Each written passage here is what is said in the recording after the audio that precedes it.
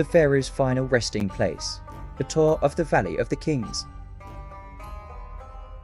The Valley of the Kings in Luxor, Egypt is an ancient burial ground that was used for royal burials during the New Kingdom period of ancient Egypt, from approximately the 16th to the 11th century BCE.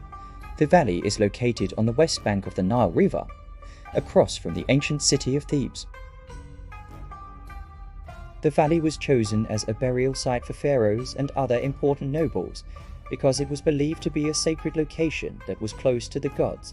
The tombs that were built in the valley were designed to be elaborate and impressive, with intricate artwork, hieroglyphics, and treasures.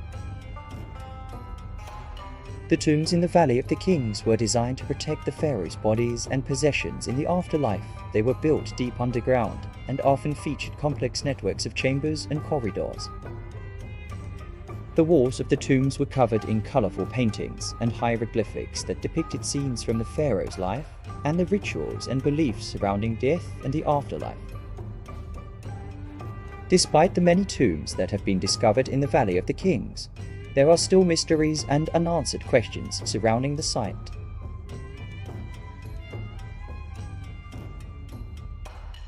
For example, it is not known why certain pharaohs were buried in certain tombs, or why some tombs were left unfinished. These mysteries only add to the allure and mystique of the Valley of the Kings.